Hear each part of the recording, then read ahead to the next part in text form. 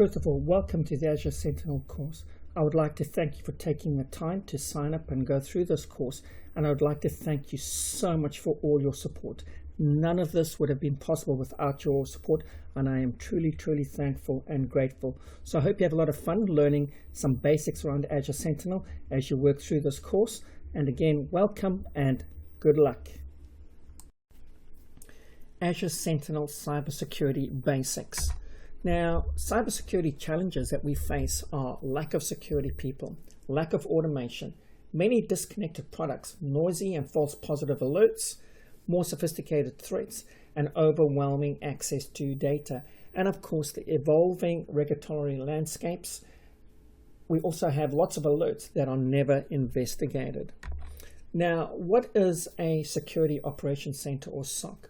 Well, a SOC analyst is responsible for threat hunting, threat intelligence, reducing the attack surface, root cause, investigation, recovery and remediation, incident response, and threat detection, as well as log management. Now, the most common tier model, in my opinion, is, as we see here in this slide, is on tier 3 we have proactive threat hunting, advanced forensics, and the root cause. And 5% of alerts or senior analysts handle this. Then we have tier 2 where we have advanced malware and hard attacks. Again, 25% of alerts are handled by these senior analysts.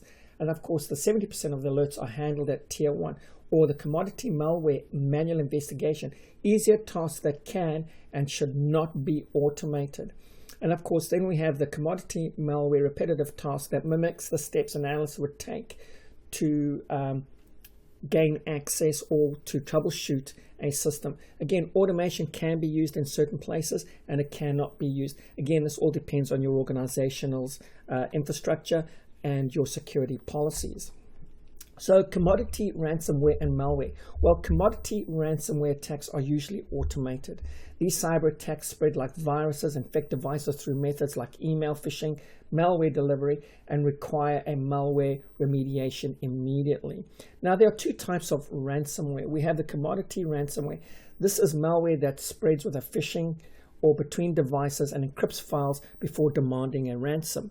And then we have the human-operated ransomware, where this is a planned and coordinated attack by active cyber criminals who employ multiple attack methods to gain access to your environment. And then we have the EDR, XDR, SIEM, and SOAR. So what are they? Well, the EDR is the endpoint detection response. It's behavioral monitoring of that endpoint. Defender for endpoint, your physical box that you have on-prem. Then we have XDR, which is extended detection and response. Behavior monitoring beyond the endpoint. This is Defender for cloud. So this goes beyond the standard EDR solution. Then we have SIEM, which is security information and event management. And this centralizes all of your logs. It centralizes a collection and collaboration of your analytical data so that you can better troubleshoot your environment through a single pane of glass. And this is what Sentinel is. Sentinel is a SIEM solution. Then we have SOAR, which is security orchestration, automation, and response. And this automates the incident response procedure that happens in your environment. And this plugs in with Sentinel, and it uses logic apps. And logic apps is what we use to create that automated response to push out to Sentinel should an incident happen within our infrastructure. So how does a chain attack work? Well, this is a very simple example of a ransomware attack. First of all, you would have an email with some dodgy attachment in there. That attachment is called a payload. That payload is then delivered once somebody opens that email without knowing that it's an infected email. That payload will then do a remote scan of your infrastructure and your network. It sort of does a reconnaissance to see which machines are vulnerable, which machines are not patched, and which machines it can access. Once it finds a machine that is not patched and that it's vulnerable, it gains remote control to those machines, and then it delivers that payload. Once that payload is delivered, credential theft happens. And then once that happens, the computer and data on that computer is encrypted and locked for impact, hence ransomware. And because we're on a network, it will then spread through the network very quickly and start locking out a whole lot of other infrastructure as well. So again, how we can prevent this is by educating our users, making sure our machines are patched, making sure we have all the latest updates that we need both for our antivirus, our firewalls, as well as our operating systems. So that being said, I'd like to thank you for viewing, and I look forward to seeing you in the next lab. Welcome to this quick little lab on cloud types. So let's get started. Well, in our cloud environment, we have public clouds, private clouds, hybrid clouds, and multi-clouds. Well, what is a private cloud? Well, Microsoft Azure on its own is your private cloud. AWS on your own is its private cloud. And GCP on its own is your private cloud. However, if we join these two clouds together, whether it's AWS and Azure or whether it's Azure and GCP, this becomes a multi-cloud. Then we have private clouds, and private clouds are our on-prem environments, AWS Outpost, Google Athos, and of course our Azure Stack. Now, if we can join our private cloud to our public cloud. When this join happens, it now becomes a hybrid cloud because we get the best of both worlds. We both get stuff in the public cloud and stuff in our private cloud. So think of your servers on-prem connected to Azure Active Directory. We have a hybrid environment because we are utilizing both on-prem infrastructure outside of our cloud provider as well as our cloud provider's infrastructure. Azure also has the shared responsibility model, and I just want to cover this quickly because it's really important. This will help us better understand security around our environment. So if we have stuff on-prem or in our private cloud, we're responsible for everything: the data access, the applications, the operating systems, the virtual machines, the networking, the storage, the whole shooting match. We have to configure, manage, maintain, and update our complete infrastructure. Now we have infrastructure as a service, or IaaS, and this is where we are responsible for the data and access, the applications, the runtime, the operating systems, and the virtual machines. Microsoft are responsible for the network, the storage, and the compute side, or our cloud provider would be responsible for that. Then we have platform as a service, where we have data and access and applications. Again, the runtime, the operating systems, the virtual machines, the compute, the networking, and storage is all managed by our cloud provider. And where you would use platform as a service, a good example would be, I want to use SQL, and I could go ahead and use the SQL application without actually installing an SQL server and configuring it, and then installing SQL on top of that. I'm just going to use the application straight away. I'm responsible for configuring and setting up the application, but I'm not responsible for deploying the physical server itself or doing the patching or update or the networking. My cloud provider would be responsible for that. And then, of course, we have software as a service, or SaaS, where we have data and access. Again, the applications, the runtime, the operating systems, the virtual machines, the compute, the network, and storage is all managed by our cloud provider. A good example of software as a service would be Microsoft 365. If you sign up for 365, when you log on, all you get access to is the application. For example, if you're getting email, you see all your email stuff there. You don't actually have to physically go ahead and install Exchange Server and set up Active Directory so that you can log in. It automatically does that in the background for you. Where infrastructure as a service, we can go ahead and create our virtual machines and manage our virtual machines should we want to use that at the end of the day. So again, it's really important you have a basic understanding of this shared responsibility model. It will help you a lot with your cybersecurity journey. And just a quick one, as you can see, we've got the Azure Resource Hierarchy. At the top, we have our management groups in Azure. We then have our subscriptions, we have our resource groups, and of course, inside our resource groups, that is where we put all of our resources. So we would have an active subscription. If we want to use Sentinel, we'd create a resource group, we'd throw Sentinel into that resource group, and then we would manage Sentinel and those resources via that resource group in Microsoft Azure. So I'd like to thank you for viewing, and I look forward to seeing you in the next lab. Microsoft Sentinel Architectural Quick Start. So what is Microsoft Sentinel? Well, Microsoft Sentinel is Azure's security solution only. It's only for Azure. It's a cloud-native SIEM and source solution. It is pay-as-you-go. It collects data at scale. It detects and investigates threats. It responds to threats both rapidly and manually, and it's fully automated. Azure Sentinel is a fully software as a service or SaaS solution from Microsoft. Azure provides everything but the configuration of the applications. You have to do all that yourself. You cannot control anything but the configuration of the applications only. So you have to ingest data from your own data sources in order to start using Sentinel. So the Microsoft Sentinel architecture, as you can see, we've got the SEM and SOAR or Microsoft Sentinel right at the top.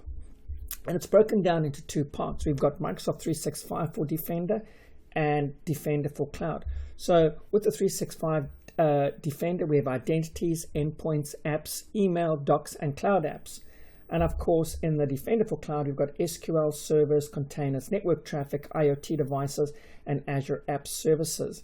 And of course, these combined together call it our XDR, Microsoft Defender solution. Again, it's available for multi-cloud as well as third-party and partners as well. So defending across chain attacks, as you can see here, we've got Defender for Office 365, we've got the phishing mail, we've got open attachments, we've got Defender for IoT, we've got Azure Identity Protection for Active Directory, we've got Defender for Cloud Apps, and of course we've also got Defender for Endpoints for our services and other installations. You can see here, as we scroll all the way across or move all the way across, you can see the attacker collects information. This chart helps us to track the lateral movement of our attack chains through our environment. And as you can see, the top part of the section is all external risks. The bottom part of the section is insider risks, where we have a history of violations, distracted and carelessness amongst our staff and our users. We've got even disgruntled or disenchanted users as well. And of course, we've also got subject to stresses. And these are all leading indicators that can cause an insider risk management threat. And as you can see, they have access to our data. Again, we can get our data leaked, and as well we have potential sabotage happening. So you can see our attack chain is quite big. Not only do we have to protect from inside threats, but also from external threats as well. Of course, the Microsoft public cloud, as you can see, we've got Azure, AWS, and Google. We grab our logs. We also will have our on-premise Linux boxes, Windows or Apple boxes, or Cisco and Palo Alto or Fortinet firewalls. They all grab these logs. All of these logs get fed into log analytics, as well as our threat intelligence. Our logs for our threat intelligence go into log analytics. And of course, this all then moves backwards and forwards with Sentinel. And of course, if you have a look at this drop down, you can see we've got the different features in Sentinel. We've got incidents, analytics, notebooks, workbooks, hunting, and playbooks. All of these help us keep our infrastructure really running smoothly. And of course, then we have our repositories like GitHub and other places that can also plug directly into our Sentinel features as well to help us better secure and protect our infrastructure across the plane. So that being said, I'd like to thank you for viewing, and I look forward to seeing you in the next lab. Sentinel deployment quick start. The Sentinel workspace. The Microsoft Sentinel solution is installed in the Log Analytics workspace. Microsoft Sentinel ingests all logs housed within the workspace. The single most important option when creating a new log analytical workspace is the region. The region specifies a location where the log data will reside. Use the same name for both the Sentinel and Defender for Cloud workspace so that logs can be collected by Defender for Cloud can also be ingested and used by Microsoft Sentinel. The default workspace created by Microsoft Defender for Cloud won't appear as an available workspace for Microsoft Sentinel, hence we use the same workspace name. To enable Microsoft Sentinel, you need contributor permissions to the subscription to which the Microsoft Sentinel workspace resides. To use Microsoft Sentinel, you need either contributor or reader permissions on the resource group that the workspace belongs to. So we need to have an active tenant, an active subscription. We create a resource group. Inside that resource group, we throw in our workspace, and then we connect our workspace to Azure Sentinel. Now, all Microsoft Sentinel built-in roles grant read access to your data within the Microsoft Sentinel workspace. We have a few permissions and roles, so let's go through that. The first one we have is the Microsoft Sentinel Reader. This role can view data, incidents, workbooks, and other Microsoft Sentinel resources. Then we have the Microsoft Sentinel Responder. This role, in addition to the above, can manage incidents, assign and dismiss, and etc. Then we have the Microsoft Sentinel Contributor. This role, in addition to all of the other above, you can create and edit workbooks, analytical rules, and other Microsoft Sentinel resources. And then we have the Microsoft Sentinel Automation Contributor. This allows Microsoft Sentinel to add playbooks to automation rules. It isn't meant for user accounts. So we're going to go through a whole lot of labs. We're going to deploy a resource group. We're going to deploy an analytic workspace. We are going to deploy a Sentinel workspace. And of course, we're going to then go ahead and deploy the Azure Training Lab solution. So I look forward to seeing you in these labs as we progress through our training. And I'd like to thank you for viewing and hope we have a lot of fun as we start this journey together. Hi, and welcome to this Sentinel training video. In our very first video, we're going to learn how to create a resource group. So go ahead and log on to your Microsoft Azure tenant. As you can see, I've logged on to Microsoft Azure. I'm going to navigate to resource groups. I'm going to go ahead and click create.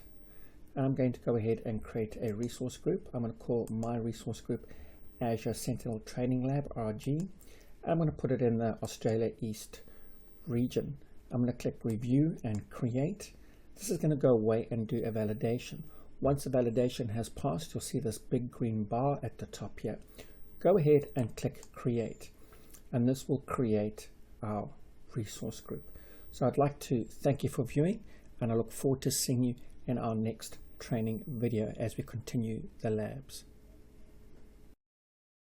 Hi, and welcome back to this training lab. In this lab, we're going to create an Azure Log Analytical Workspace, and Sentinel needs this in order to run. So we need to go ahead and deploy this out before we can actually get Sentinel up and running. So the first thing we want to do is we want to log on to your Azure portal, and then I'm going to go to the search at the top here. I'm going to type in log, and then from the drop down I'm going to select Log Analytical Workspaces. I'm going to go ahead and click that create button. Then I'm going to go ahead and make sure you select your correct subscription. I'm going to click in the resource groups, and then from the drop down I'm going to select my Sentinel Training Lab resource group. I'm going to go ahead and give it a name. So I'm just going to call my log workspace Sentinel Training Lab WS. I'm going to go ahead and click next on tags. We're not going to tag anything, we're just going to leave it as it is. I'm going to click next to review and create. This is going to go away. It's going to do a validation, sort of like check all the check boxes that we've checked everything correctly. Once our validation has passed, you'll see we have this big green bar at the top with this green check mark. So once you see that, go ahead and click create, and that will go ahead and deploy your Log Analytical Workspace. Now, just depending on your Azure connection, this can take anywhere from a minute or two to complete. So just wait for the completion to run. If you look at this little bell notification at the top here, this bell notification will tell you what was successful and what wasn't. So as you can see, our Log Analytical Workspace has been created. So I'm going to go ahead and click go to resource. And you can see here we have added our Log Analytical Workspace.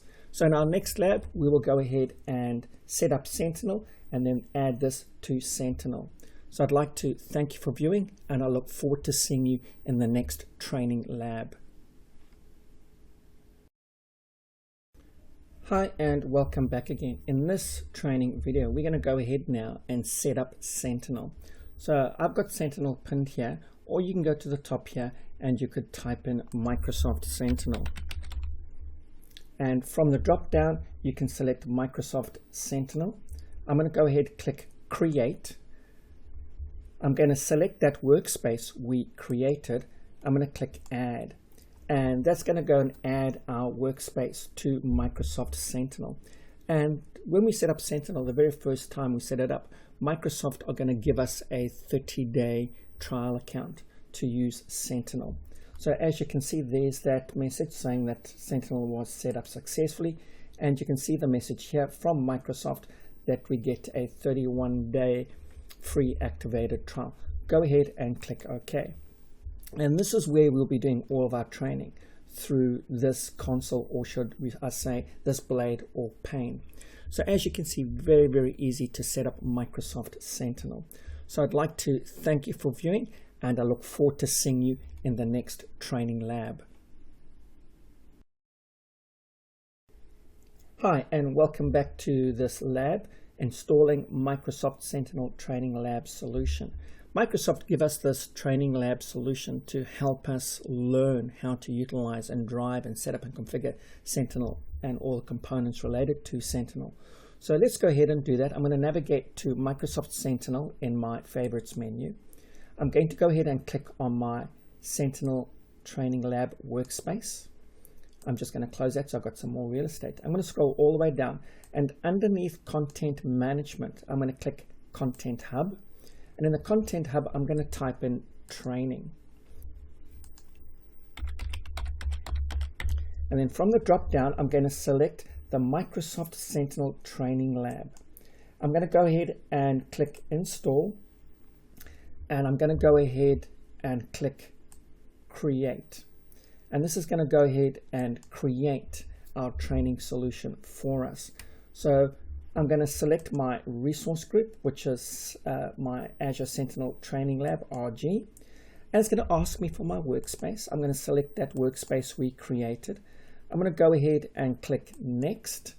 I'm going to go ahead and click Next. I'm going to go ahead and click Next. I'm going to go ahead and click Next. This is going to go away. It's going to do a validation for us. Once it's met all of the requirements, we can then go ahead and create that training solution. Now, depending on your internet connection and depending which region you are at, that training solution can take anywhere from 5 minutes to 30 minutes, maybe a bit longer to deploy out. So I'm going to go ahead and click Create. And this is going to go out and it's going to deploy that solution for us. So please bear in mind, it can take a good 20 minutes for the solution to deploy. So we just have to be a little bit patient. It doesn't deploy immediately. So we'll just wait for this deployment to complete, and then we'll carry on and finish off with the lab.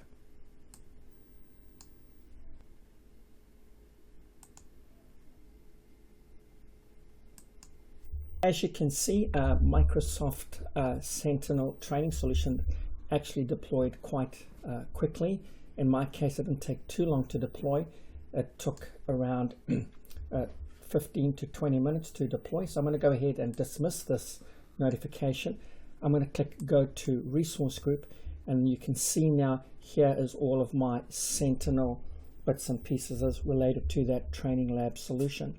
So I'd like to thank you for viewing, and I look forward to seeing you in the next training lab. Hi, as you can see, I've gone ahead and I've logged back into the portal. And if you noticed, I'm in my resource groups blade. So we want to go and activate the API for our log analytics and for Sentinel to work. So again, navigate to your resource group. In my case, my resource group is Azure Sentinel traininglab.rg. I'm going to click on that to open it up. And then I'm going to click on this Azure Sentinel Get Geo Form IP and Target Incident API connection over here. So I'm going to click on that to open that up. That's going to open up this API connector for us, and then we can go ahead and we can activate that API connector by going to Edit API Connection underneath Properties, and then go ahead and click the Authorize button to authorize that connector. This will ask you to sign back into Azure Sentinel or to your Azure portal, and that's absolutely fine. So I'm going to go ahead and log back in, and I'm going to click Save, and that's going to save and authorize that API connection, because we'll need that as well when we come to set up our threat detection. So that's how you authorize the API connection in the resource group for Azure Sentinel. I'd like to thank you for viewing, and I look forward to seeing you in the next lab. Azure Sentinel Role-Based Access Control. Now, Sentinel Role-Based Access Control, or RBAC roles, are permissions that are applied at the resource group level, and we have to have two main permissions in order to do stuff in Azure Sentinel. We need to have the contributor role and the responder role. Bear in mind, if you are a global admin or you are the owner of that tenant, you will automatically be granted full access to all your Azure resources, and you'll be able to create and delete and modify stuff in your tenant as and when required.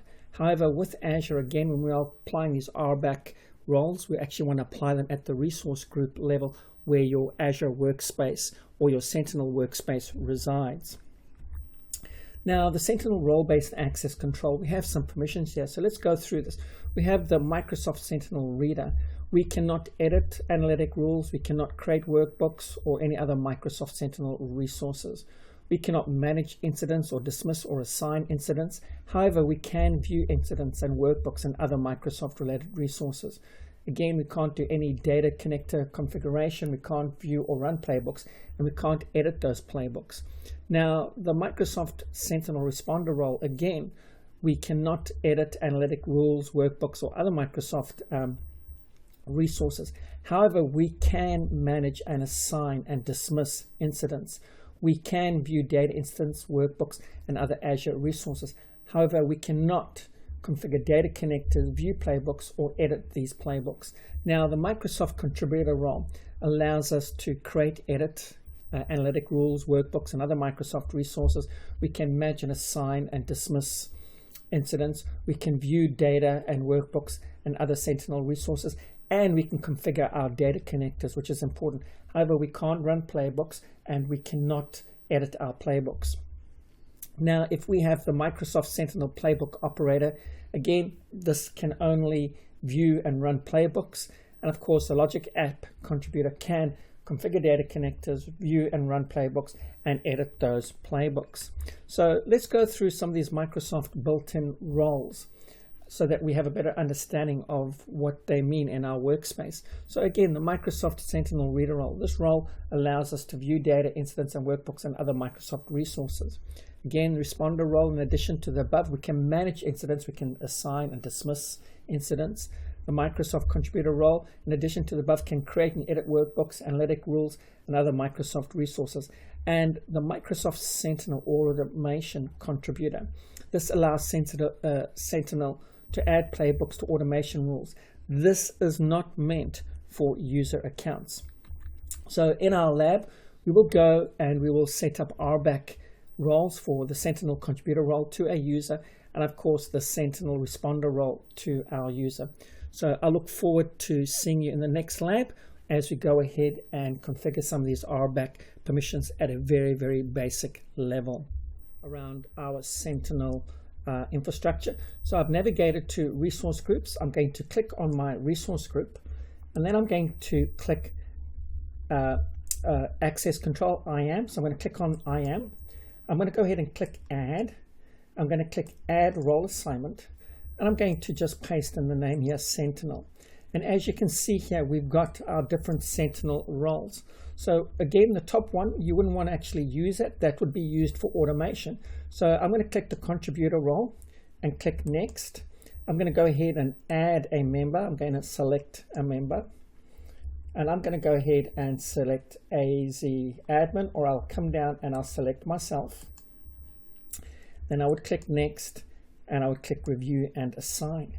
And that's how you assign someone the contributor role. And you can see that role has been added successfully. I can go ahead and add them to the reader role if I want as well by clicking add role assignment. Again, I could paste the name in there, Sentinel, and I could say, right, I'm going to add as a Sentinel responder. I'm going to go ahead and click next, select members. Again, I'll scroll down, I will select myself, click select, click next, click review and assign, and that will go and assign those roles to that user. So they'll have contributor roles as well as the other responder role in Sentinel. So that's how you add a user RBAC role to Sentinel. So if you've got a resource group and you want to apply role-based access control, how we do it here in Sentinel is how you would do it across Azure. So I look forward to seeing you in the next lab, and thank you for viewing. Azure Sentinel Data Connectors. So the Azure Sentinel Data Connector, what it does, it allows us to connect our various products such as our Cisco firewalls or Palo Alto firewalls, Linux or Windows, or even stuff within Azure and AWS and GCP. It allows us to gather those security logs and bring them into Sentinel so that we can troubleshoot our environment and keep our environment secure.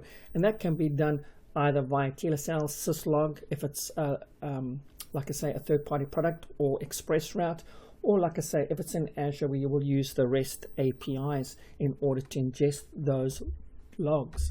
So what are data connectors? Well, Azure supports over 200 pre-built data connectors that are fully available in the Content Hub section, such as the Azure Activity, Azure Entra and Entra ID protection connectors, the Microsoft 365 Defender connectors, Defender for Cloud, Threat Intelligence or Taxi connectors, AWS, Cisco, and many more. You can also build custom connectors if your data source is not yet in the Content Hub. So what is the Content Hub? Well, the Content Hub is just a marketplace for the ARM-based Sentinel solutions, such as data connectors, analytic rules, threat hunting queries, and more. So typical data sources for SIEM for applications would be SAP, Office 365, Workday. For networks, we'd have our Azure Firewall, our network security groups, our web application firewalls. Operating systems could be Windows, Linux, Mac OS. Of course, our platform could be Entra ID, the Azure Activity that we want to capture, as well as AWS S3 buckets. And we've got the MDC, the MDE, and Preview as well. All of these logs can be gathered and put into Sentinel to allow us to secure and protect our environment against any potential threats. So in our hands-on lab, we will explore the Content Hub work through, and of course we'll go ahead and we will connect the Activity Data Connector in Azure up, as well as a few other connectors. So I look forward to seeing you in the hands-on lab, and thank you for viewing. So as you can see, I've gone ahead, I've logged back into my portal, I've navigated to Microsoft Sentinel. I'm going to click on my Sentinel workspace. I'm just going to close this down to get some more real estate. I'm going to scroll down underneath Content Management. I'm going to click Content Hub. And this is the repository for all of our data connectors. So I'm going to go ahead and select the Azure Activity Data Connector and click Install. And this is going to go away and install that data connector. It doesn't mean because it's installed, it's connected. This is a two-phased operation. We have to install the connector, and then we need to connect our connector. And depending on your connection and depending on the connector type, it can take anywhere from a few minutes to 30 minutes for the connector to connect. Now, I have found an issue with the Microsoft Azure Data Connector. Sometimes when you click connect, it just sits there and spins, and after an hour, maybe an hour and a half, nothing happens. So I'm going to show you a workaround so you can get this connector up and running within a space of 10 to 15 minutes. So as you can see, we've got two connectors installed. If I bounce over to my Azure Data Connectors and I hit refresh, you can see now I have two connectors, but one connector is installed, and it's installed because we can see this green bar here, and there's no green bar here. This bar is gray. So I'm going to click on that and click. This is going to bring up the Azure Activities page. I'm going to click Open the Connector page, and then we can go down and we can start connecting this up. And you can see here, this gives us some advice on how to connect stuff up. Again, we can launch that policy wizard and run that from there. But just before we do that, if we scroll down, you can see this connector is not connected at all. It's gray here on the data types. If we go to our log analytics page, you can actually see here our connector is not generating any logs. And if I bounce back over into my resource groups and I go into Sentinel and I go to activity log, if I said let's export these logs, I can then go ahead and select Azure Activity Log, click Add a Diagnostics, and I'll just call this one Azure Activity. I'll go ahead and click all the checkboxes because, you know, we want to use them. And of course, I'll go ahead and send that to my workspace. And then I'm going to go ahead and click Save. And that's going to go and update those diagnostic settings for us.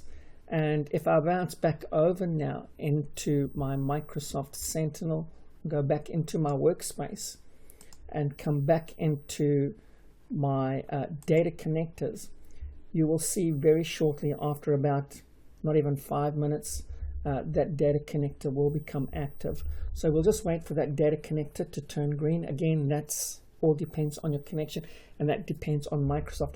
But by default, it can take anywhere from, I would say, 10 minutes to maybe 15 minutes max for that data connector to connect up. So we'll wait for that data connector to connect. So while that is happening, let's click on our Azure Activity Connector. Let's open our connectors page, and let's scroll down and launch the policy assignment wizard. I'm going to go ahead and click the blue button here, select my subscription, select my resource group, and click select. And as you can see, this is going to go ahead and configure some stuff for us. We can scroll down, we can see any bits that we need to add or change. I'm just going to go next.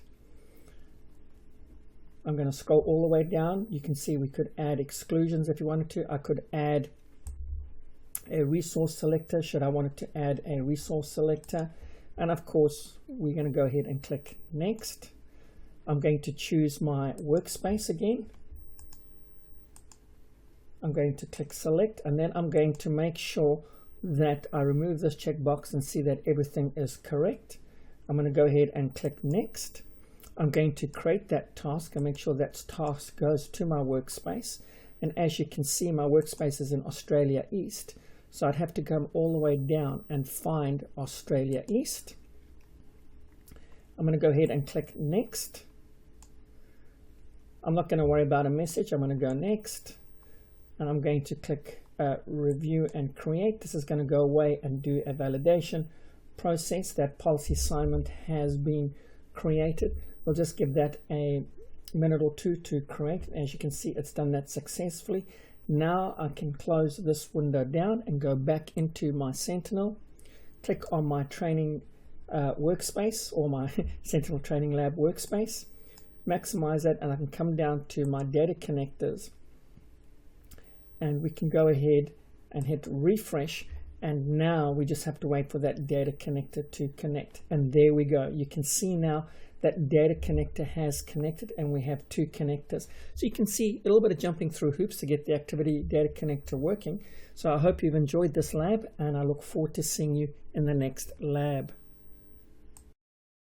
Hi, and welcome back. In this training video, we're going to go ahead and install the Entra ID connector or the Azure Active Directory connector so that we can monitor logins or sign-ins within our environment. So how do we do that? Well, log into the portal, navigate to Microsoft Sentinel, and then click on your Sentinel workspace. I'm just going to close this to give us some more real estate. I'm going to scroll all the way down to Content Hub. And once Content Hub loads, I'm going to go ahead and type in active. And there we go. We've got our Microsoft Entra ID. That's the new name for Microsoft Active Directory. So I'm going to go ahead and click on the connector itself and go ahead and click install. This is going to go ahead and install that connector. Once that connector is installed, we've got to go in and do a little bit of configuration, and then it can take anywhere from 5 to 10 minutes for that connector to become active. So we'll just wait for this connector to install before we carry on with the lab.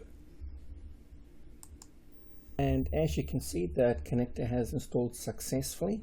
So I'm going to navigate back down underneath configuration. I'm going to go to data connectors. And you can see we have our data connectors are showing up. And there's our Microsoft Entra connector. It's already connected. And if I click on that connector and say open connectors page, I'm going to go ahead and I'm going to just enable some bits and pieces. As you can see, I've got some stuff enabled here, and we can go ahead and we can click apply those changes, and that would go ahead and apply those changes. And you can cherry pick whatever boxes you like. That's up to you at the end of the day.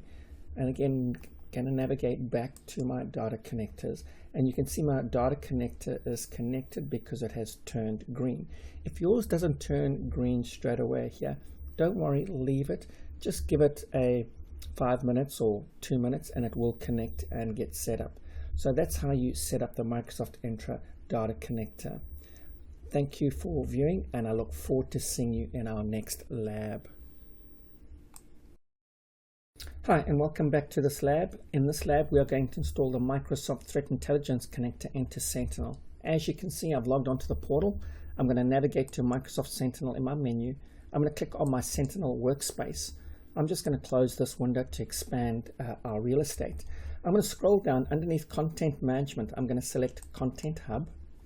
And in the Content Hub, I'm going to go ahead and type in Threat and press Enter. And as you can see, this will bring up everything related to my threat connectors. I'm going to select the Microsoft Threat Intelligence connector. And if we scroll down, you can see we're getting 38 analytic rules, 4 data connectors, 5 hunting queries, and 1 workbook. This is a fantastic solution, and it's free. So I'm going to go ahead and click Install. And this is going to go away and install that threat connector. And that can take about anywhere from a few seconds to about a minute or two for that connector to install. Once that connector is installed, we will go and configure it. So let's just wait for the installation to complete. As you can see from the notifications icon, our installation was completed successfully. So I'm going to scroll all the way down, and I'm going to come down again to my data connectors. And you can see on my data connectors over here, I have 2 connected data connectors, but Threat Intelligence is not connected. So we need to go ahead and connect our Threat Intelligence. So I'm going to go ahead and click on that to open up that connector. And I'm going to click Open Connector Page. Now, this is going to ask us for a taxi server. It's going to ask us for a bit of information.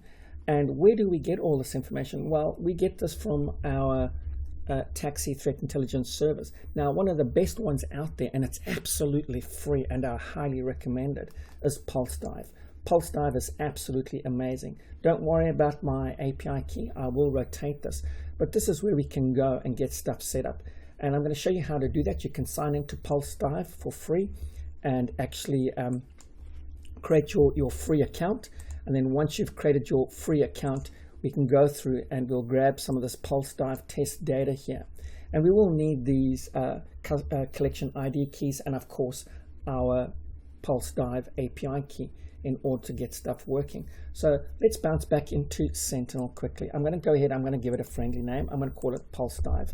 Now I need to put that root URL key in there. I need to put in my collection ID, my username, and my password.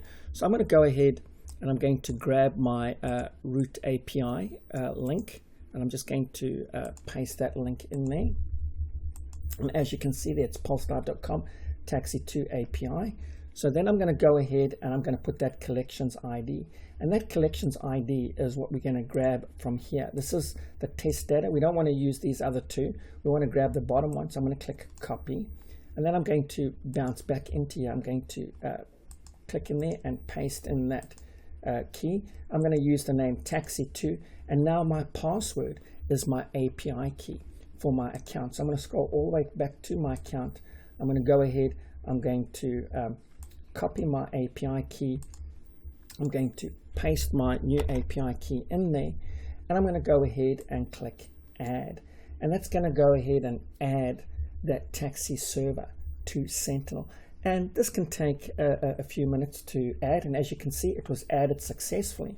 And if I scroll down, you can now see I have this taxi server showing up here. And we just need to give it a bit of time for that taxi server to generate data. So if I bounce back into my Microsoft Sentinel, we go back to our workspace, and I come back into my data connectors, you will now see very shortly that that data connector for threat intelligence has now been connected. and you can see it's turned green. So that's how you set up a threat intelligence connector with PulseDive. And again, I recommend PulseDive. It's free, it's great for learning, and even for businesses. So that concludes this training lab, and I look forward to seeing you in the next lab. Hi, and welcome back to Sentinel. In this training lab, we're going to go ahead and enable the Fusion engine or Fusion rule. And if you notice, this is done slightly different, because if we come back down into our configuration, go to our analytics blade and click create, we don't see it here. That's because Fusion is a template. So let's click on templates, click add filter, select rule type, and let's select Fusion and click apply. Now this brings up our Fusion rule over here. So we go ahead and click create rule. And if you notice, once the wizard runs, we can't do too much. It's set up by default, so we're going to have to leave it at that name. We click next to configure Fusion, and of course, coming down here, we can actually turn stuff on and off that we need. You know, do we want Entra protection, or 365, or Defender for cloud apps, or Defender for our local servers, or our IoT devices, sorry, or Defender for Office 365. So you can cherry pick, and you can kind of turn stuff on or off, depends on your environment. But for our lab, we're going to leave it all turned on. I'm going to go ahead and click next on automated response. We're not going to worry about an automated response. I'm going to go ahead and click review and create, and this is going to go away, and it's going to give us some information, and I'm going to go ahead and click save. And that's going to go ahead and save that rule for us. And that rule is now known as the multi-stage attack detection rule. And there we go. Fusion rule has been enabled. So there's not much to it. It's just knowing where to go and what to do. So I'd like to thank you for viewing, and I look forward to seeing you in the next lab. Hi, welcome to this lab, create a scheduled query rule in Microsoft Sentinel. As you can see, we're back at our Sentinel blade. I'm going to go ahead and scroll down underneath configurations. I'm going to select analytics. And this is going to bring up our analytics page. And as you can see here, we've got 4 active rules.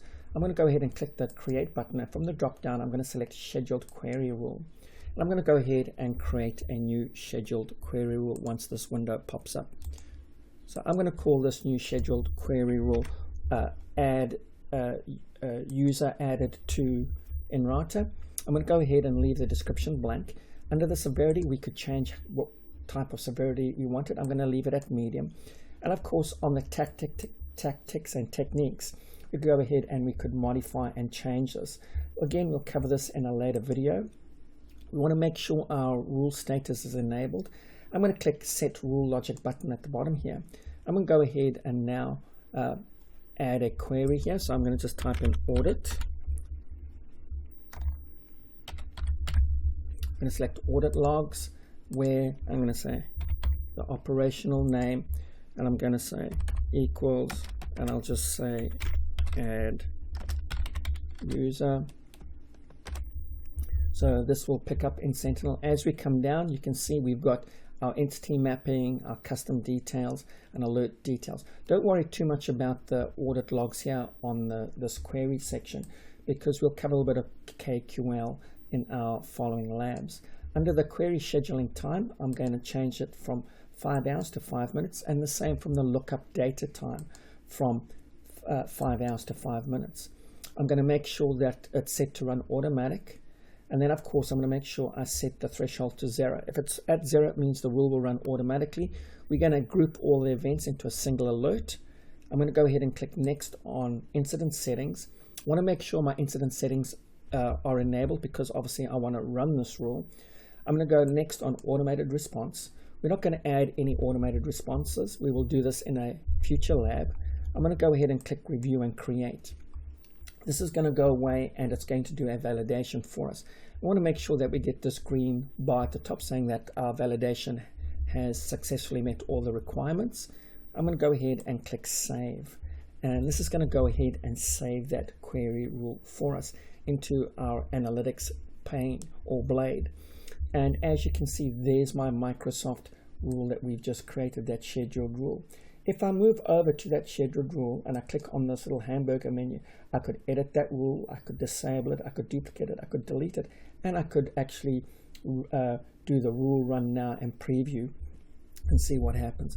But that's how you create a basic scheduled rule in Microsoft Sentinel. So I'd like to thank you for viewing, and I look forward to seeing you in the next lab.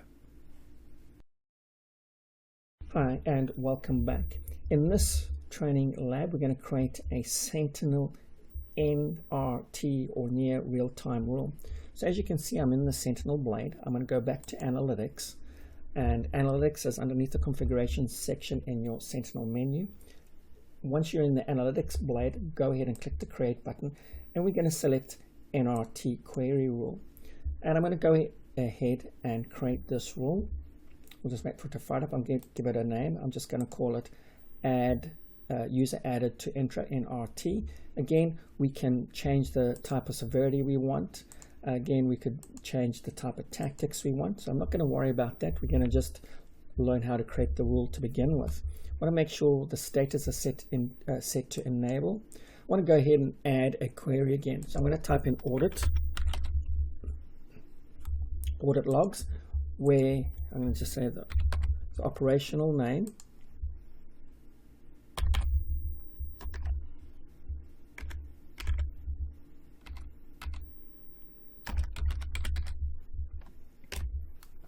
I'm just going to give it a space. The operational name is the user, and then I'm going to scroll down. Again, we could talk about entity mapping and alerts. We're not going to worry too much about that.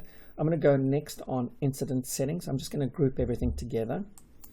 Then again, we want to make sure that our incident settings is all set to enabled. I'm going to go next on response. We're not going to worry about automation. We will cover automation at a later stage. I'm just going to click review and create.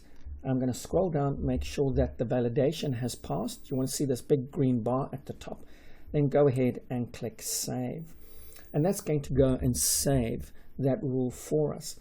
And that rule will appear there shortly. And there you go. You can see now we have now added our near real-time rule. So that covers how to add an NRT rule in Microsoft Sentinel. And I'd like to thank you for viewing, and I look forward to seeing you in the next training lab. Hi, as you can see, I've logged back into Sentinel and I'm in the Analytics blade. So we want to go ahead and create a new ML Behavior Analytics rule. Now if I click the Create button, you won't see it here because it's under Templates. So I've got to select Rule Templates, and then from the drop down here, I can go ahead and click Rule Type, select ML Behavior Analytics, and click Apply. And if you notice, I've got these two rules here. We've got the RDP and SSH. So I can go ahead and I can maximize that, and I can go ahead and highlight that RDP rule by clicking on it and click Create Rule. Now this will go away and allow me to create that rule. And if you notice, everything's grayed out. I cannot customize this rule. I want to make sure it's enabled. I'm going to click Next on Automated Response. We're not going to do any automated responses. I'm going to go next to Review and Create. And by default, this rule is going to take about 7 days to build a profile of normal activity around our environment. So it doesn't kick in immediately. It needs that 7 days. Just so that you're aware, go ahead and click Save, and that'll go ahead and save that rule for us. And that is how we deploy our analytics rule for our RDP connections. And if you see now, I've bounced back into my templates. I'm going to select the SSH rule, click the flyout, click Create This Rule, and this is going to go away and do the same thing. We're going to leave it enabled.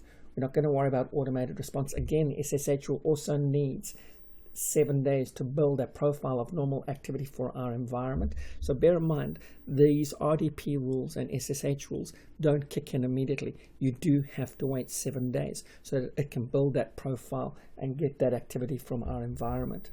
Click Save, and that's going to go away and save that rule. Now you'll notice I've got the RDP rule here, and I've got the SSH rule as well. So I'd like to thank you for viewing, and I look forward to seeing you in the next lab. Hi, as you can see, I've gone ahead, I've logged into my Azure portal and I've navigated to Microsoft Sentinel by clicking on my workspace. In this lab, we're going to create an automation rule. So underneath configuration, select automation and then click the create button. From the drop down, let's click automation rule.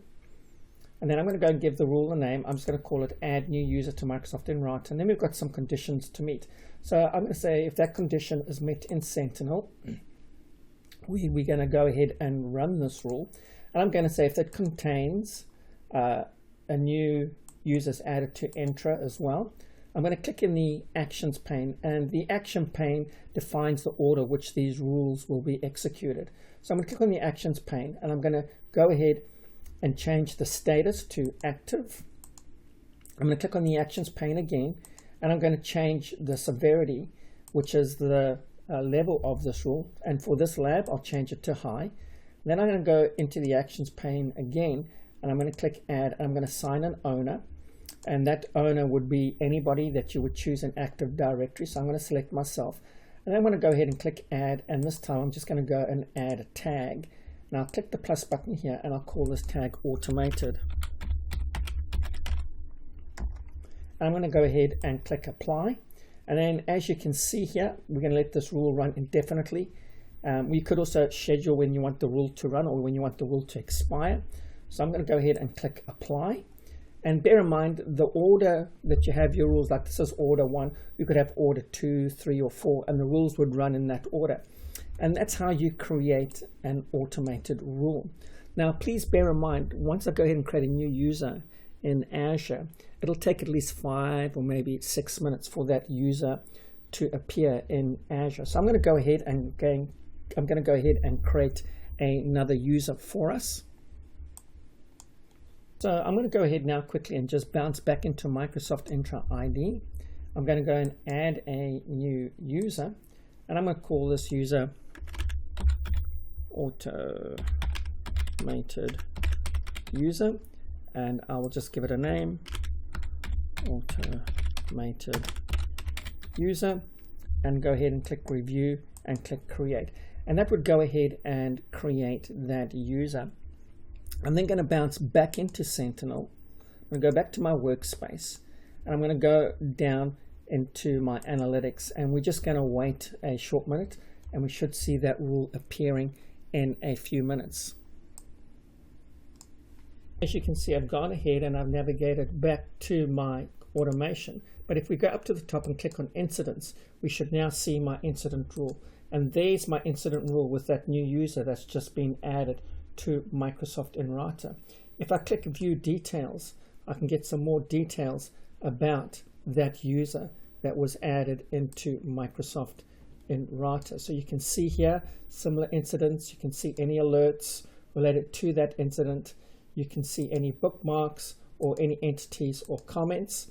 But again, I'm coming back into here and you can see that this new user was added to Microsoft Sentinel, and you can kind of see what's happening. Also, if I click try the new experience, you'll see this also changes the Azure interface a little bit so that we can go ahead and we can group similar incidents and insights together. And you can see here I'm the owner, you can see the alert there was active, and you can see the severity as well there, and you can see the workspace name.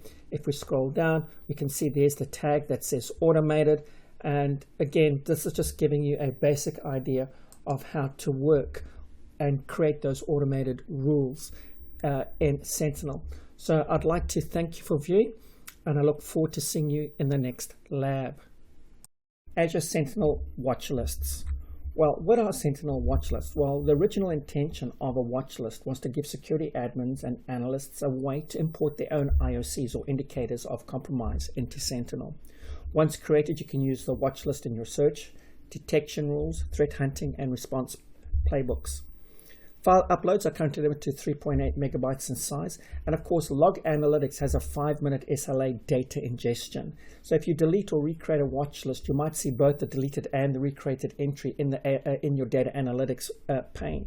during this 5-minute window. So give it 5 minutes, then hit refresh, and you'll find that you should see the correct entries there, or the deletion of that list, the one you wanted to delete, would actually have been gone. But again, bear in mind there is a 5-minute ingestion delay when working with log analytics. Some of the common scenarios where you would use a Sentinel watch list would be for importing business data as a watch list. For example, you can import a user list with privileged system access or terminated employees, and then use the watch list to create allow lists and block lists that you can use to detect or prevent those users from logging in to your network. Of course, you can use it to reduce alert fatigue by creating a allow list to suppress alerts from users and groups, such as users from authorized IPs that perform tasks that would normally trigger alert and prevent a benign event from becoming an alert.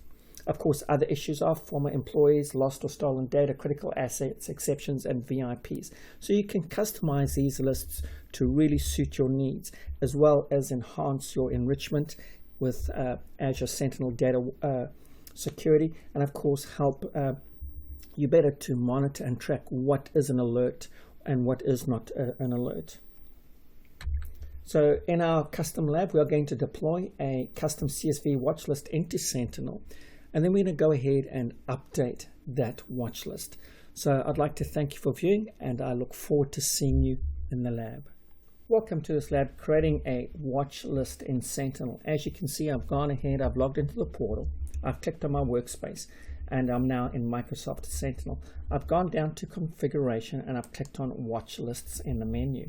I'm going to go ahead and click new. I'm going to just paste a name in for my watch list. I'm going to call this pen testing IP addresses, and I'm going to do the same there. I could go ahead and put a name in there if I wanted to. I'm going to go click next on source, and you can see here we can use from Azure Storage. However, if you use from Azure Storage, there will be a cost. You can upload your own local file, and you can see it needs to be a CSV file.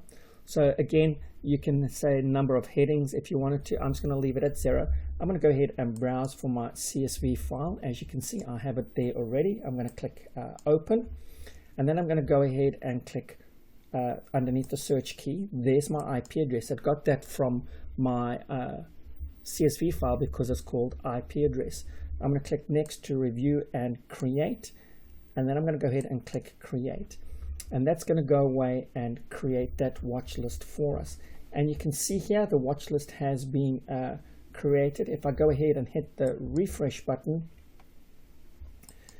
you'll see now my watch list is appearing here, and we just give it a few minutes to populate its data through, and we can go through and have a look at that list.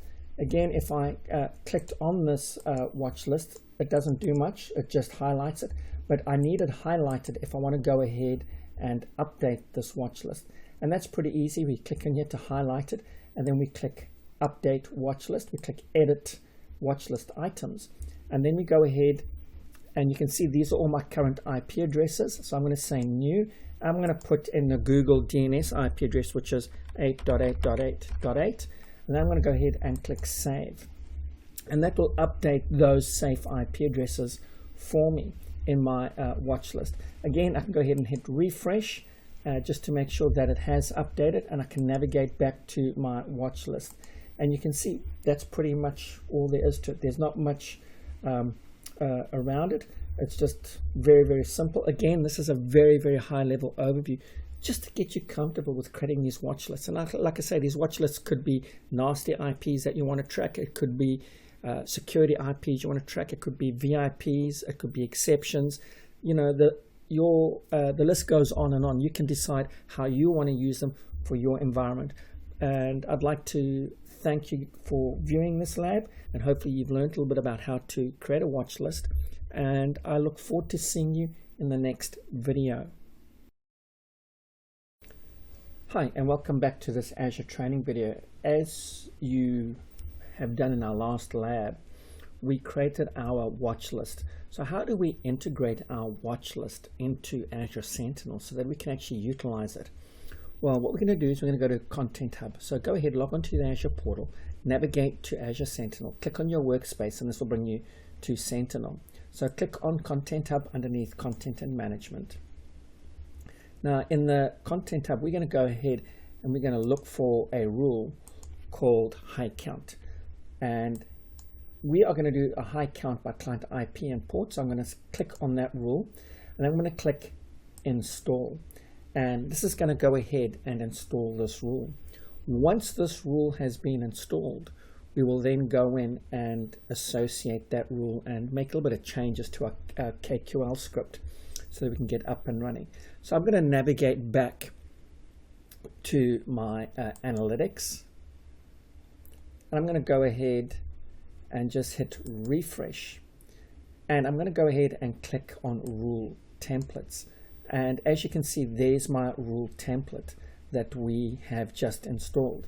So if you don't see your rule template there, you can always go in and just type in high, and there's that rule template, that high count template by client IP and ports. So I'm going to click on that. I'm going to click create rule. And we're now going to go and create a rule to integrate our IP watch list. We're going to leave everything as the default on this section. I'm going to go ahead and click next on rule logic. And as you can see, we've got some KQL code. So I'm going to just expand this. Now we just need to edit this code just a little bit to integrate our watch list. So I'm just going to click into the QL code, press enter. I'm going to paste in a piece of code that I have. And this piece of code, again, is just saying, let's get that IP address.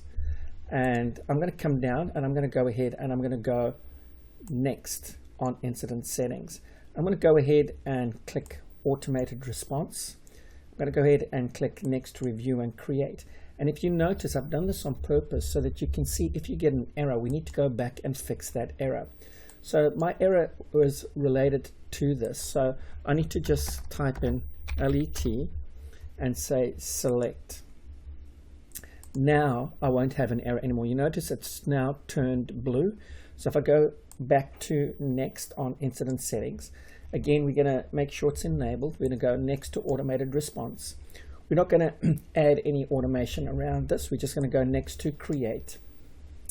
This is going to go away. It's going to do a bit of validation on that script for us. And we're going to go ahead and click save. And that's going to go ahead and now integrate our IP address watch list into this rule. And it's going to make this rule active so that we will be able to use that. So once we've completed that, it takes us straight back to our analytics page. I'm going to go ahead and just click refresh. And you can now see once I've hit the refresh button, my list will appear. Sometimes you may click refresh and you don't see it there. Just be a bit patient. Like I say, the time to ingest stuff can be anywhere from 2 to 10 minutes. So just give it a few minutes and the ingestion will happen. And we can see now we have our rules now underneath our active rules. So that's how you integrate your watch list into a rule so that you can actually start using it in Azure Sentinel. So I'd like to thank you for viewing, and I look forward to seeing you in the next lab. Azure KQL Query Language. So the Kusto Query Language, or KQL language, was the original code name for the Azure Application Insights platform that Azure Monitor is now based on. And if you're wondering where the name comes from, it's named after Jacques Cousteau, the French undersea explorer. KQL is used to write queries in Azure Data Explorer, Azure Sentinel, Monitor, Log Analytics, and more. So we have some important operators. The where is filters on a predict. Search, again, searches all the columns for a value. Count will count all the records. Render will push the results out into a graphical user interface, for example, a pie chart, a column chart, a bar chart.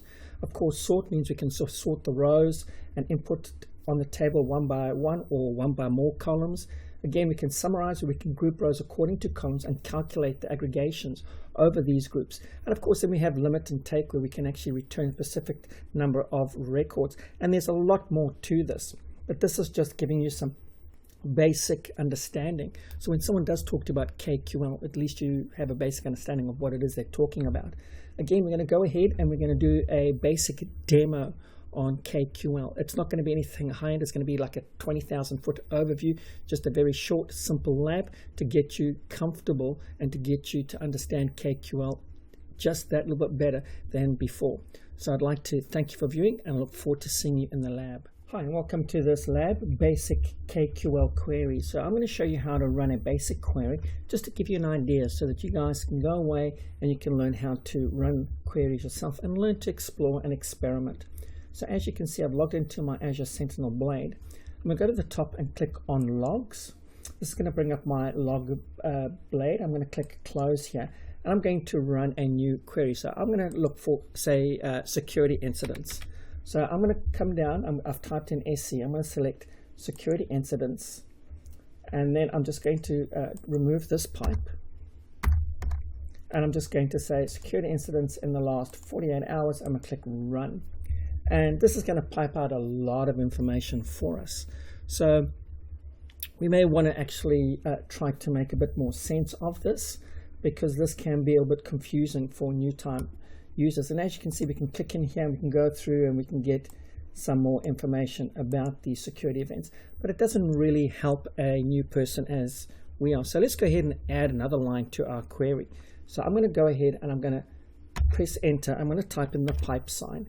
I'm going to type in where. I'm going to say where, and now this time I'm going to look for time generated. So I'm just going to type in TI and say time generated.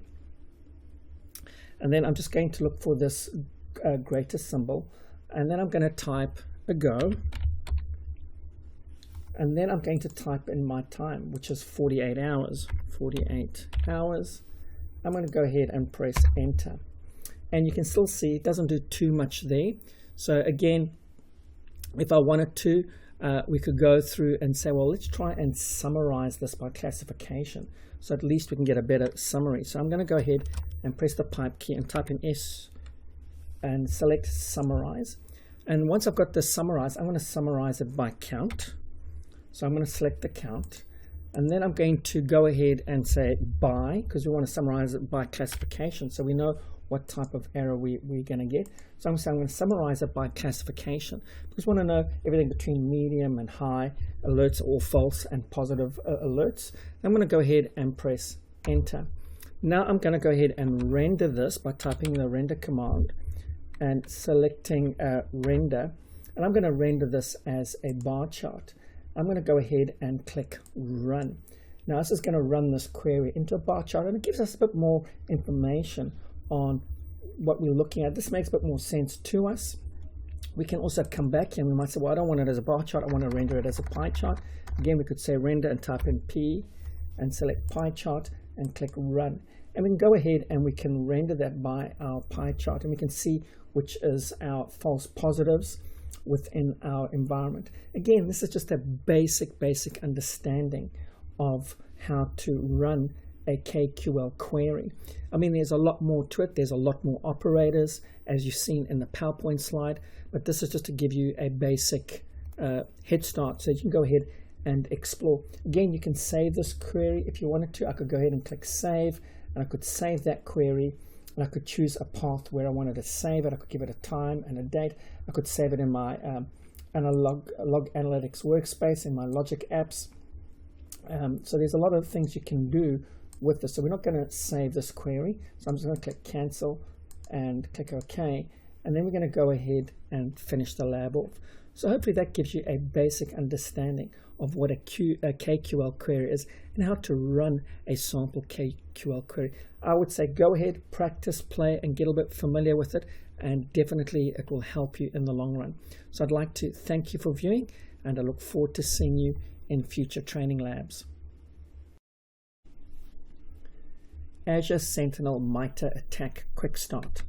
So what is a MITRE ATT&CK? Well, this is a publicly accessible knowledge base of tactics and techniques that are commonly used by attackers, and it is created and maintained by observing real-world observations.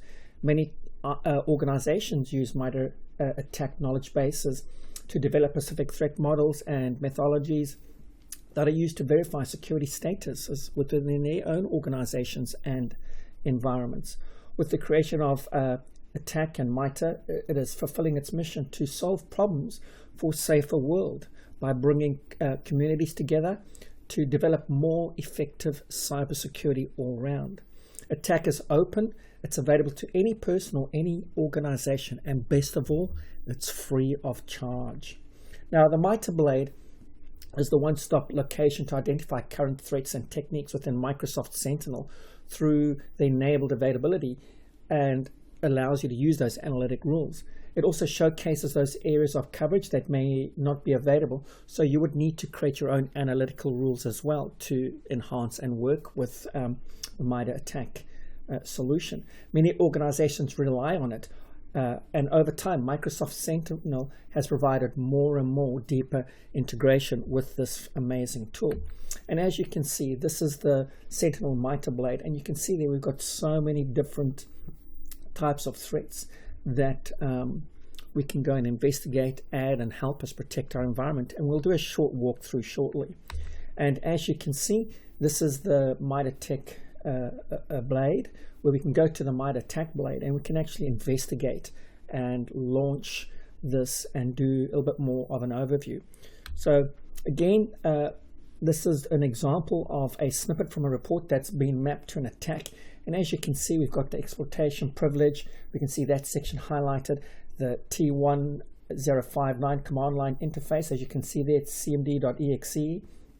And of course, we can see the system owner and user discovery. More importantly, we can see the scheduled task and what's going on, as well as that standard non-protocol application layer at the SOC level. And of course, we can see the ports, and in this case, we can see port 81 and port 1913 that is being used by this to gain escalation into the system. So that being said, let's bounce over into our lab and let's go and do a MITRE ATT&CK overview in Sentinel.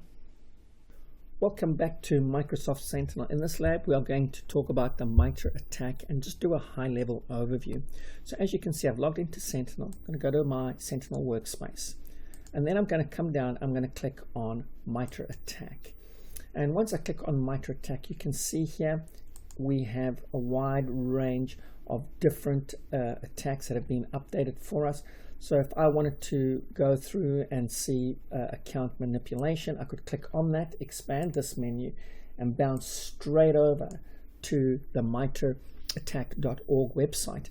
And this gives me a whole lot of information. And let's say I had this type of attack going on here, where accounts have been created and they've been given elevated access.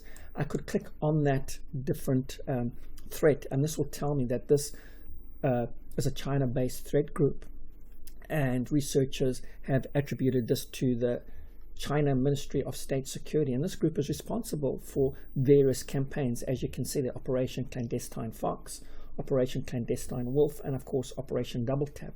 And it seems that they are targeting US victims primarily in political organizations based in Hong Kong. So if I scroll all the way down and I want to know how this attack actually happened, how did they get into my network, we can click on the navigation layers and we can click view. And this is really cool because this tells us how they got into our network. You know, they got in using an email attack. As you can see there, a malicious code embedded within an email. Somebody clicked on that email, that code then ran this malicious CSV vulnerability in Windows Explorer, and of course then they gained access to our domain accounts. And that code could either have run using PowerShell in the background on the victim's machine to deliver that payload, and that payload could have been Operation Double Tap, as you would saw in the previous bulletin. And of course, we've got our command shell here, which means that can also run stuff in the background. And then we have scheduled tasks where it would go, and because it's a persistent thing, it would go ahead and create those users and set that log on so that that person now has access to our system. And this is a really great tool to help you identify how threats got into your environment, the process that it was followed. So as a cybersecurity specialist, you would have a better understanding. Now, if I bounce back into Sentinel and I go back to my MITRE ATT&CK blade, we can then bounce over into analytics. And once I bounce over into analytics, as you can see, we've got active rules, we've got rule templates, and we've got anomalies. And we can go through and we can have a look at these anomalies, and we can see what what was happening in our environment. How did that person gain access? You can see here we've got a persistent anomaly where a user account was created access with that victim. We can go ahead and we could edit that anomaly, and we can go configuration, and then we can go ahead and we can go and submit some feedback, and then of course we could do a review, and of course you could go ahead and click save, and that's now going to save that rule for us, and now we can use that rule in our environment to help protect us against any threats that may appear. So again, very, very cool. We've just learned some of the very, very basics. We haven't gone through it in depth, but I do encourage you to do that. And thank you so much for viewing, and I look forward to seeing you in the next video. Azure Sentinel Threat Hunting Quick Start. What is threat hunting? Threat hunting is the process of searching through a variety of data with the objective to identify threats within the system.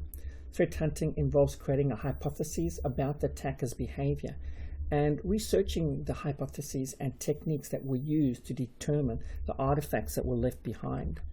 Now we have the three-tier approach. At the bottom we have automation, investigation, and remediation of well-known threats. This is done automatically within Azure. They have loads of templates to help us do this, and loads of queries and things to make our life easy. Then we have high-speed remediation, where the default alert path is set up. This is where most of our SOC analysts spend their time, identifying manually, running and investigating these threats. Of course, you'll also spend time in tier 2, where you can do a bit of a deeper analysis and remediation, and these are on special cases. And then of course you have the proactive hunting and advanced analytics. These are done by the advanced team, and they really look at the advanced threats, like where did that malware originate from, how did it get into the system, and they really do a deep dive into that particular incident. Then we have our tiers. So let's break this down quickly. Our tier 3, they're responsible for performing proactive hunting and advanced forensics. The goal of this team is to perform analysis to identify anomalies that may indicate advanced attackers, and only unpresented findings or deviations from the norm are escalated to tier 3 teams. The tier 1 and tier 2 teams is where most analysts work, and most incidences are remediated at these levels. So again, Sentinel has a series of predefined threat hunting queries that can help you identify suspicious activities within your organization and better troubleshoot that incident. Now, some terms to know. You'll hear the term privilege escalation, and these are techniques leveraged by the attacker to gain high-level privileges on a system, such as a local admin or root admin on a Linux or Apple Mac OS. We have initial access. These are techniques used by the attacker to gain a foothold into the network, which includes techniques such as spear target phishing and exploiting vulnerabilities or bad configuration or weaknesses on the public-facing systems. Then we have execution. These are techniques that result in the attacker running their code on a target system. For example, an attacker may run a PowerShell script to download additional attacker tools that can and will be used to scan your network and for weaknesses on other systems, so that they can gain a foothold into those as well. Then we have defense evasion. These are techniques used by the attackers to avoid detection. Evasion techniques include hiding malicious code within trusted processes and folders, encrypting or obfuscating adversary code, or disabling security software. And this is where Sentinel comes into place. So it's very, very powerful. Sentinel looks at all of these things and can identify if something has changed. So again, they have some great evasion techniques built directly into Sentinel. And if you explore Sentinel, you'll realize just how powerful this SEM tool is. Then you'll have exfiltration. These are techniques used to move data from a compromised network to a system or network fully under the attacker's control. So just some terms that you need to be aware of. So we're going to go ahead and do a basic lab where we're going to go and do a threat hunt. We're going to create some queries. We're going to go into Active Directory, we're going to create a user account, we're going to delete it, we're going to see what that query brings, and then we're going to turn that query into an incident so that that can further be troubleshooted by our SOC team. So I look forward to seeing you in the lab. Hi, and welcome to this lab, Azure Sentinel Threat Hunting, and we're going to do a 10,000 foot overview of how to do a basic threat hunt and then turn that hunt into an incident so that we can kind of troubleshoot our environment. So as you can see, I'm in my Sentinel blade. I'm going to click on hunting. I'm going to go ahead and create a new hunt. Again, we can do a whole lot of queries from templates. We've got live streaming, we've got bookmarks, and of course we've got hunts previews, which is going to be pretty cool when it comes out. But in our case, we're just going to click new hunt at the top. I'm going to give my hunt a name. I'm going to call it Entra ID. I'm going to select myself as the owner from Active Directory, and I'm going to leave everything as is. I'm going to go ahead and click create, and this is going to go ahead and create our hunt for us. You can see our hunt appears here. So I'm going to go ahead and click on the hunt itself. We now need to create a query or some queries for our hunt so that at least we can monitor our Entra ID. So I'm going to go ahead and click under query actions from the drop down and say new query. I'm going to just paste the name in for my new query. I'm just going to call it Entra ID audit log. I'm going to leave the description as it is. Now I'm going to come in here, I'm going to type in audit. I'm going to select audit logs. Where is, I'm going to select operational name, and I'm just going to call this one add user. And I'm going to go ahead and under the techniques, it's really important with the tactics. We want to make sure we select the right technique. As you can see, there's a lot of techniques available, but I know with Active Directory and Writer, we want everything to be persistent. So I'm going to click on the persistent tactic, and I'm going to scroll all the way down until I've found cloud accounts, because we want to monitor cloud accounts on Entra. Obviously, you can monitor domain accounts, local accounts, and default accounts, but we're just going to select with cloud accounts for now. I'm going to go ahead and click create. This is going to go away. It's going to do that validation for us, and it's gone ahead and it's created that query for us. But we want to go ahead and we want to create a second query, because we want this second query to tell us if somebody's actually deleted our users. So let's go ahead and click query actions and click new query. Again, we're going to call this one deleted user. And then I'm going to click in here. It's the same thing, audit logs. So let's get rid of this.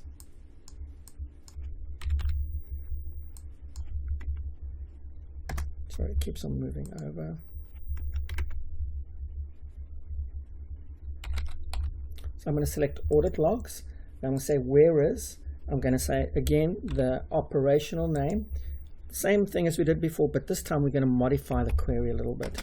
And I'm going to call this delete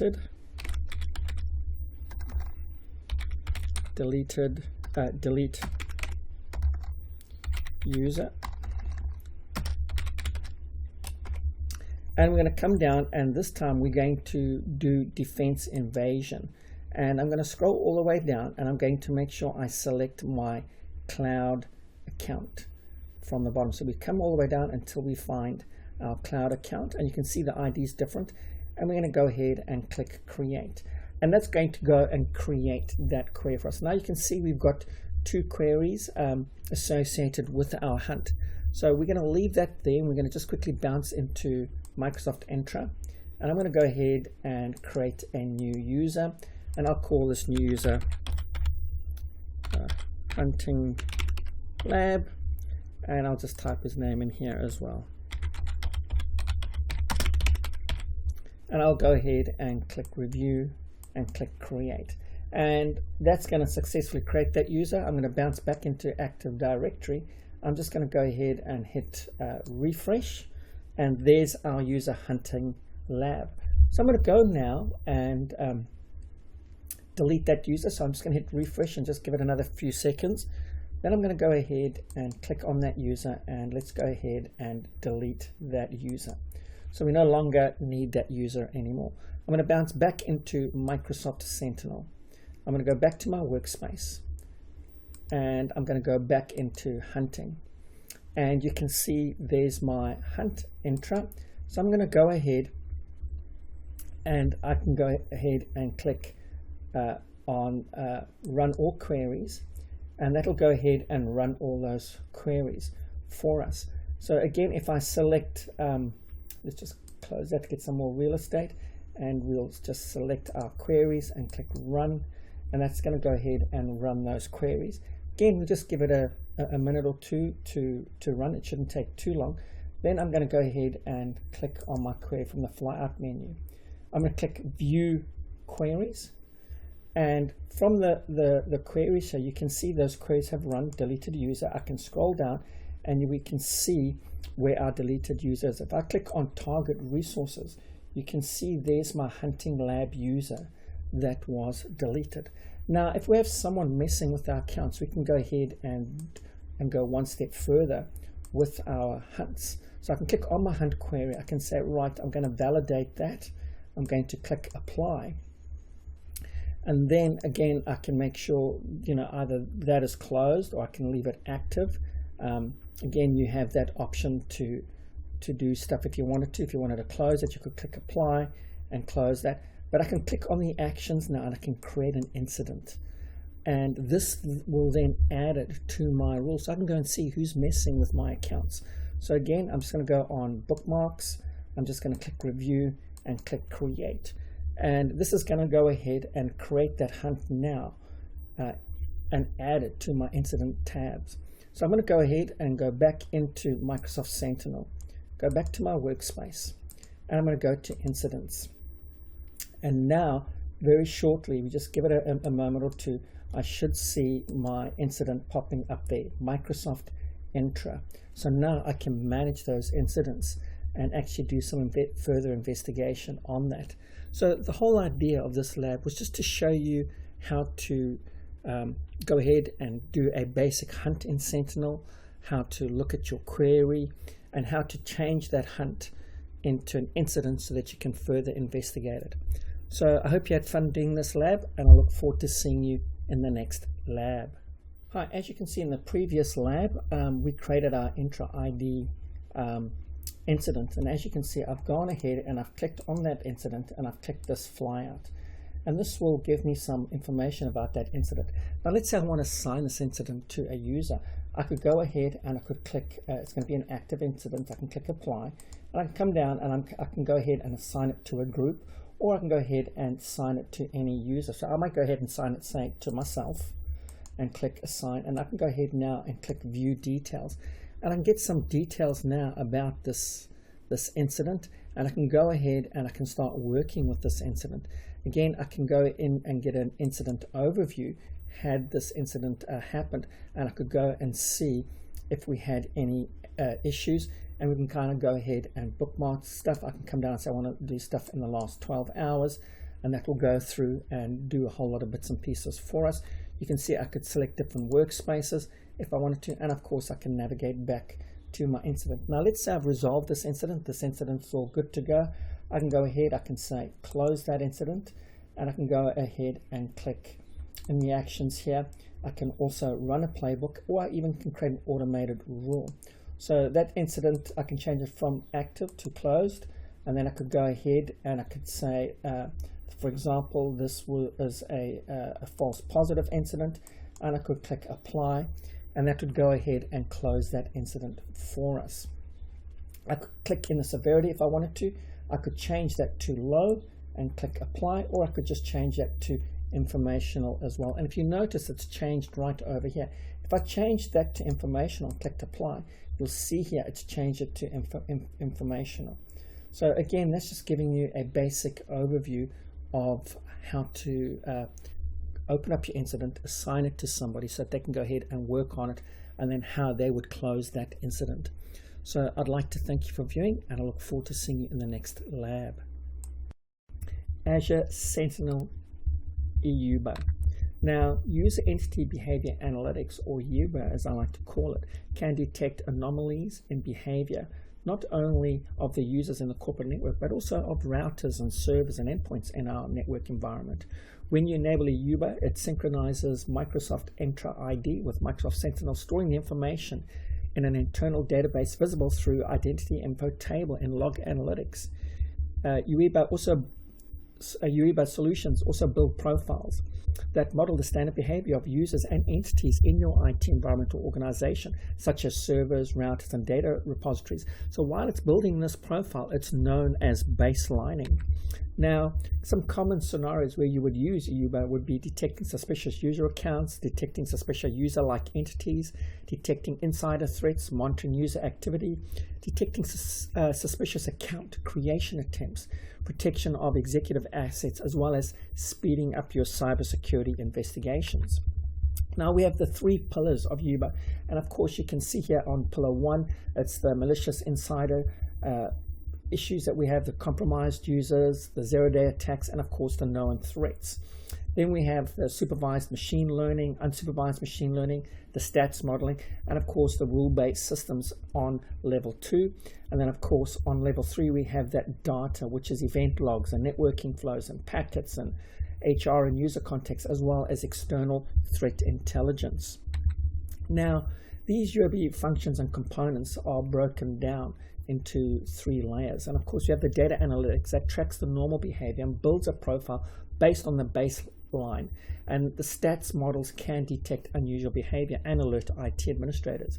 Of course, UEBA systems are able to compare data from various sources such as logs, capture packets, as well as data sets and existing security systems. Of course, the data presentation, the process where UEBA systems communicate their findings, and typically by issuing a request for an analyst to investigate this unusual behavior. So in our lab, we're going to go through, we're going to do a walkthrough on this UEBA, and hopefully you'll have a better understanding of it. And I look forward to seeing you in the lab. Welcome to this lab, Microsoft Sentinel UEBA setup and configuration. So as you can see, I've logged into my Sentinel Blade. Underneath Threat Management, I'm going to select Entity Behavior. Then at the top here, I'm going to select Entity Behavior Settings. I'm going to go ahead and set a UEBA by clicking the Set UEBA button. And this is going to take me to the UEBA setup. And I'm just going to go ahead, I'm going to turn that on. I'm going to select Microsoft Active Directory. I'm going to select, say, Audit Logs, Activity Logs, and Sign In. I'm going to click Apply over here. That's going to go away. It's going to do that validation for us. And once that validation has passed, I'm going to go ahead and click Apply at the bottom here as well. And that's going to do that validation for our analytics side. And that's it. We're done there. Now I need to go back into my Microsoft Sentinel again, go back to my workspace. And this time I'm going to come down to Analytics. And what I want to do on the analytics side is I actually want to go to anomalies, and I want to add a filter, and I want to choose a data source. Now that data source, I could scroll down and look for Microsoft Entra, or I could just come to the type here and type in Entra, and this will bring me up Microsoft Entra ID. I can go ahead and click Apply. And if you notice now, we now have our Entra rules, and I'll just drag this over so you can see we've got some real estate. So if I wanted to create this account creation rule, I could click on this rule. From the flyout, I could click Edit. And as you can see, there's not much we can do here because this is a system rule. We can click on Configuration. We can't adjust anything here, but it's all grayed out. We can click Next on Feedback, and we can click Next to Review and Create, and we can click Save. And that goes ahead and saves that rule for us so that we can actually use that rule that we just saved. And if I move this over, you can see here there's our rule. So how do I create a customized rule that we can use? Well, I can select the rule and I can say duplicate that rule, and that will go ahead and duplicate that rule for us. And you'll notice it says it's duplicated, it's in flight mode, and it says disabled. If I click on that rule itself and from the flyout click Edit, I can now come down and can say, right, I'm going to put that into production, because flighting means maybe you want to do some anomaly testing. You want to test before you go live. So it's a good way to test your rule before you actually put it into production. So I could go ahead and say, that's fine. I want to put it into production. I can say yes if I want to put that into production, and this will change it. If I wanted to, I could click yes.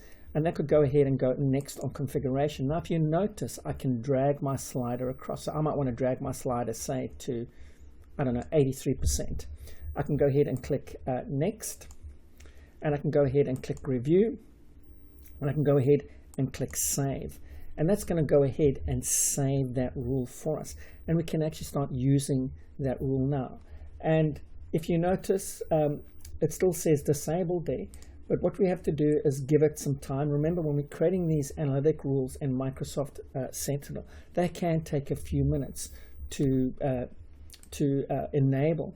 And you can see there's my customized rule that we have just created. If I wanted to delete a rule, that's pretty easy as well. I could go ahead and select the rule itself, and then from the flyout, we could go through and edit that rule again if I wanted to edit it. And again, we can do a review and an update, or like I said, I can go back to my Microsoft Analytics. I could click on that particular rule itself, and then we could go ahead and delete that rule. And if you notice, we can't delete these rules. You see it's been disabled. That's because those are built-in rules. However, we can delete our customized rule by clicking on our customized rule, and we can go ahead and we could disable that rule, or I could come down here and I could say delete, and I could go ahead and delete that rule. So again, this just gives us an example of what we can do with our rules. If I wanted to edit that rule and put that rule into a production environment, I could click on production, click configuration, click submit, and go ahead and click review and click save. And that would go ahead and put that rule into a production mode. Now, bear in mind, like I said to you earlier on, you can hit the refresh button here. It does take a good 5 or 10 minutes for that rule to change from disabled to enabled. And as you can see here, that rule has now been enabled and we are ready to go. So again, if I don't want that rule, I could come straight down here, click on that rule, and I could click delete and say yes, and that would go ahead and delete that rule. But again, like I said, just bear in mind, it can take a few minutes for that rule to delete and for Sentinel to update. So I'd like to thank you for viewing, and I look forward to seeing you in the next lab. Hi, you have now completed the basic fundamental Azure Sentinel training course. I'd like to thank you so much for your dedication and your commitment to completing the course in full. I know it was quite a lot to take in, so I really do thank you so much. Hope you had fun learning Azure Sentinel, and I hope you will now have a better knowledge of what Sentinel is, and you now can go away and build on that knowledge. Thank you again so much for all your support, and I look forward to seeing you in future training courses.